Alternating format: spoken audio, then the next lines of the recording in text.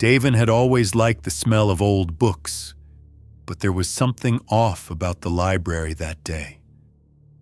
The air felt heavier, like the place itself was holding its breath. He had wandered in during lunch, looking for a quiet spot to kill time, when his eyes caught a worn, leather-bound journal half buried under a pile of dusty encyclopedias. The cover was blank. No title, no markings, just a faint indentation, as if fingers had pressed too hard for too long. When Davin flipped it open, he froze. Page after page was filled with names. Neat, precise handwriting, each entry written with unnerving consistency. At first, the names meant nothing to him, but then he saw Maya Renshaw. Maya had been his lab partner in chemistry last semester.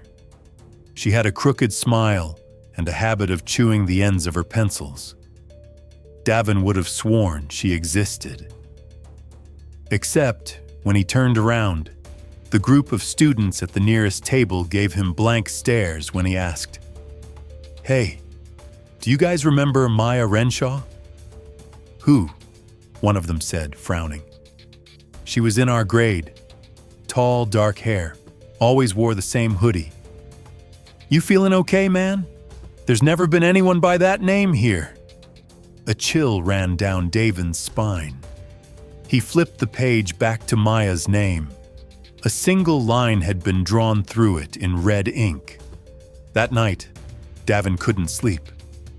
He dreamt of the library, its endless rows of shelves, the smell of paper and mold. In his dream, the journal pulsed with a dull light, each name glowing faintly until one by one, they flickered out. The next morning, Davin returned to the library. The journal was still there, waiting exactly where he'd left it. He flipped to the first page and ran his finger down the list. Some names were normal, some he vaguely recognized. Others triggered faint images, a laugh echoing down a hallway, a shared glance in the cafeteria. But when he tried to focus on those memories, they slid away like oil on water. Halfway down the list, he stopped. Davin Cole, his own name, unmarked, but written in the same careful hand. He snapped the book shut, heart pounding. Over the next few days, Davin started noticing gaps. People brushed past him in the hall without acknowledgement. Teachers called attendance, skipping over his name. When he tried to speak to his friends, their eyes slid past him like he wasn't there. At first, he blamed exhaustion, stress, anything but the creeping truth. But then he overheard a conversation between two classmates. "Is it just me, or does the class feel smaller?" one said. "Yeah, like there used to be more of us." Davin gripped the straps of his backpack, the journal heavy inside. He had started carrying it everywhere, unable to leave it behind. Every night, he checked the list, and every night, more names were crossed out. He needed answers. Late one evening, long after the final bell, Davin slipped back into the library. The air was colder, the silence thicker. He flipped through the journal with trembling hands until he reached the back cover. There, in a cramped scrawl, were words that hadn't been there before. "To be remembered, you must choose to remain." His breath fogged in the cold air. He ran his fingers over the words, and the page rippled like water. Without thinking, Davin pushed harder and fell. He landed in an endless field under a gray, starless sky. Rows of withered trees stretched out in every direction, their branches heavy with tattered slips of paper. Each slip bore a name, fluttering in an unfelt breeze. In the distance stood a figure, a man, or the shadow of one. His face was obscured, but his voice was clear, cold, and indifferent. "You opened the book," the figure said. "Now you understand." "What is this place?" Davin demanded. The memory field, the archive of all who passed through your school. Those remembered remain on the branches, those forgotten. The figure gestured to the ground, where Davin now noticed heaps of paper dissolving into ash. Are lost? Davin's gaze snapped to one of the trees. He recognized a name, Maya Renshaw. Her slip trembled, the ink fading even as he watched. Why her? Why any of them? Memory is fragile, the figure said simply. A single absence, a day without mention, and a name fades. Soon, no one recalls they ever existed. And when the last memory fades, the tree releases them.